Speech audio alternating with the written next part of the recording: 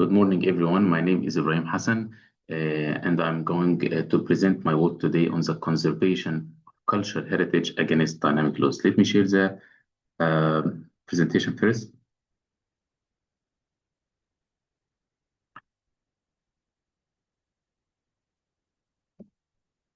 Now everyone can see it. Yes. It was conducted under the supervision of Professor Yusuf Rashid and Professor Ashraf Saad Hussein. This research is focused on assessing and mitigation of the seismic vulnerability of the monumental heritage, in which we have a detailed case study of the Giza Plateau, including the pyramids and the Sphinx of Giza. Today, we're gonna present the research gap and our motivation for this research topic, and then introduce the proposed methodology and the finite element model for the Giza Plateau.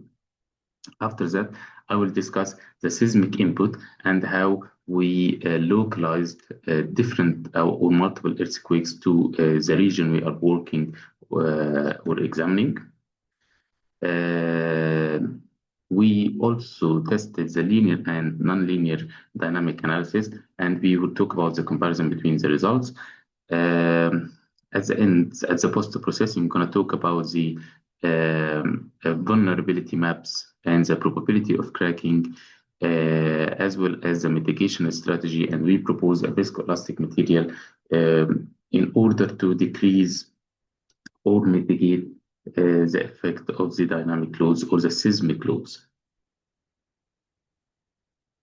Our motivation for this research is that cultural heritage monuments represents a very important and irreplaceable historical, cultural, and scientific value. This requires a long-term protection against natural hazards. The Giza Plateau, hosting the pyramids and the Great Sphinx of Giza, is among of the world's most iconic heritage sites, and it is very important to look at the seismic activity at the area. And historically, the instruments have recorded a moderate to strong earthquakes, maybe from the Ashur earthquake, the Aqaba earthquake, and the Eastern Mediterranean. Many earthquakes have been recently taken place in the Eastern Mediterranean region, affecting Cairo and Giza area.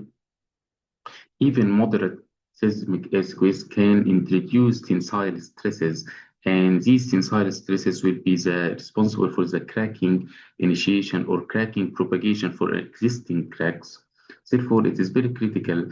There is a critical need for a mechanics-based or high-fidelity numerical framework to realistically assess the seismic vulnerability of heritage monuments. Despite many previous studies that have considered inside instruments and measurements, several limitations remains. The behavior of the full 3D rock structure interaction of the area have not been extensively discussed, and as well as multiple historical earthquakes, not just a single earthquake record. Some probabilistic damage matrices have not been taken into consideration. Moreover, spatial or vulnerability maps for the large complex will provide an insightful information, and rarely we have seen it provided. We haven't seen many. This creates a gap. This creates a gap in the preventive conservation and the risk-informed decision-making, and we are working on helping the authorities or helping the people who care for the monuments to take decisions based on information and based on numerical information, in order to have a targeted mitigation strategies for the areas that require intervention. Our objective in this work is to develop a high-fidelity numerical framework for the seismic vulnerability for the whole complex in order to take into account the rock structure interaction with the structure and apply this framework for a case study, which is the Giza Plateau, focusing on the Khufu and Khafra pyramids, as well as the Great Sphinx of Giza, in order to identify the critical zones susceptible to cracking and damage under this seismic excitation, and to develop a mitigation strategy that helps to reduce these stresses and as well as prevent cracking propagation or cracking initiation. Our methodology, our comprehensive numerical methodology was developed to integrate site-specific seismic input. It's a site-specific seismic input. So if we are going to use 7 different earthquakes, some from the regions, others from other regions, but we will scale it down. The earthquakes from the other regions will be scaled down to the maximum response spectrum used according to the Egyptian Code of Practice in order to have a site-specific seismic input. And our methodology integrates 3D finite element modeling for the whole Giza Plateau, including the various structures in it, as well as a damage-oriented response matrices. The workflow includes, at the beginning, model generation, verification, meshing using these earthquake scaling records, convergence assessment, and finally the post-processing in order to extract the vulnerability and the probability of cracking maps. Our finite element model is a high-fidelity 3D finite element model. We're developed showing the Khufu pyramid, Khafra, and the Great Sphinx of Giza. Limestone was modeled as a brittle material, and we were working on capturing the elastic response and the tensile stress sensitivity, as well as we will have some look and depth on the nonlinear behavior relevant to cracking. Importantly, the surrounding soil and rock layers were explicitly modeled, allowing realistic representation of the soil rock structure interaction, which significantly influences the seismic response.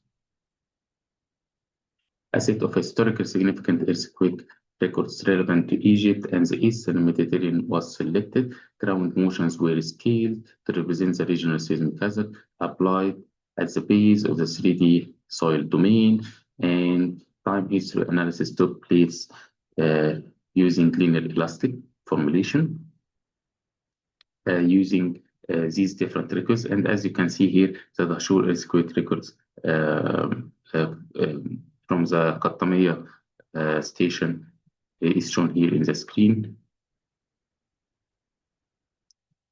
Now we're going to talk about the linear and non-linear results and which kind of dynamic analysis we have proceeded with, the linear or the non-linear.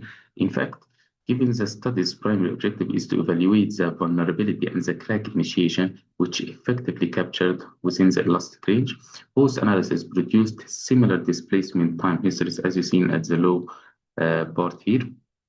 Very similar displacement time histories. However, the nonlinear responses showed 15% reduced displacement response, as well as the peak stresses. And this is due to the energy dissipation effects due to the material yielding. Overall, while both analyses show similar stress localization trends, the nonlinear simulation demonstrates a more realistic stress attenuation behavior. However, given the magnitude and distribution patterns remains comparable, the linear analysis was considered efficient for the overall vulnerability assessment and also for the computational efforts the nonlinear analysis it takes for running. Seismic demand was evaluated using a metric which is principal tensile stresses, which are directly linked to crack initiation in a brittle material like the limestone. An average weighted mean metric was employed to combine responses from multiple earthquakes weighted by their probability of exceedance in 100-year time. This approach reduces the dependence on a single ground motions and provide a more robust representation of seismic vulnerability. Element-wise response data were post-processed to generate spatial vulnerability maps. These maps clearly indicate the monument-scale vulnerable regions, as you can see here, and a localized fragile patterns, such as the Sphinx neck here. The consistency of damage patterns across different earthquake events was used as an internal validation of the framework. Since limestone exhibits a brittle behavior where cracking initiates once tensile stress exceeds the material limit, crack initiation is treated as a stress-controlled damage phenomena, and a log normal fragility function is adopted to quantify the cracking probability, which is widely adopted in the seismic risk assessment. And zones that are consistently exceeding the tensile limits across events are classified as a high probability cracking regions. Again, so the zones which are consistently exceeding the tensile limits of the limestone for cracking across events are classified as high probability cracking regions, allowing clear identification of the critical components. So this probability-based approach supports risk-informed conservation planning and targeted strengthening and monitoring.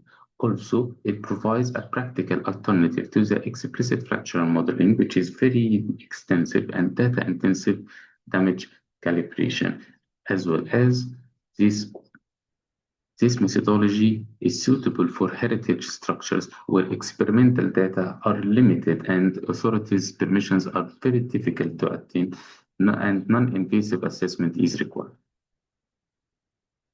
Based on the vulnerability results and that our goal is to protect the structure and prevent any crack propagation or crack initiation, a reversible viscoelastic material intervention is proposed. Reversible, which means it can be installed and then taken and deinstall it at any time. Seismic cracking in limestone is covered by localized tensile stress concentration, and the viscoelastic layer acts as a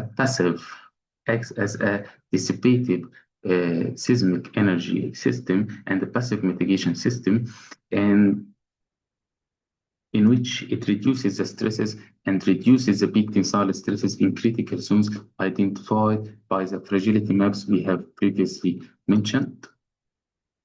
For example, we have been working on a cantilever, which is fixed from the left and having an earthquake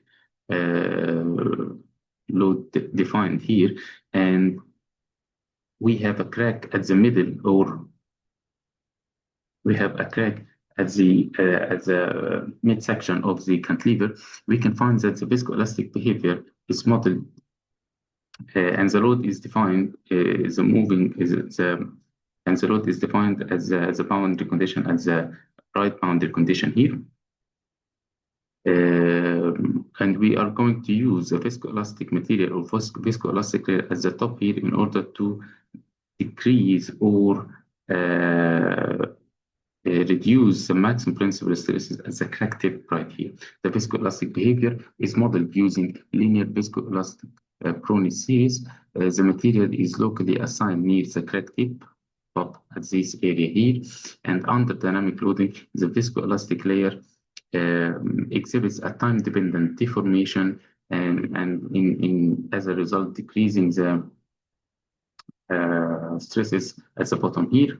And actually, when we have tested rubber material, it was very elastic to elastic and nothing has changed as the crack tip. However, when we use as fiberglass reinforced polymers, everything has changed, and the stress reduction mechanism include relaxation of tensile stress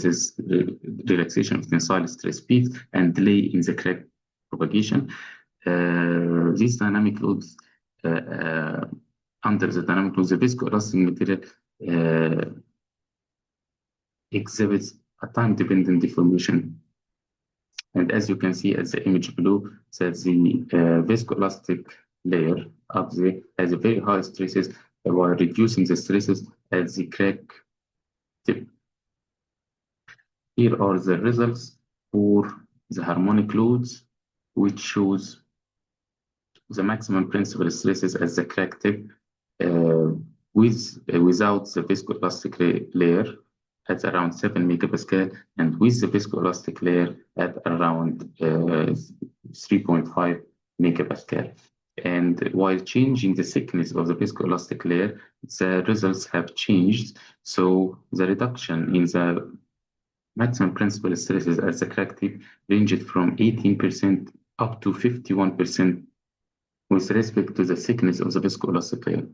And finally, after testing with an under earthquake dynamic load, the results, a strong earthquake dynamic load, the results has showed a reduction in the maximum principal stresses of the viscoelastic layer up to 20, up to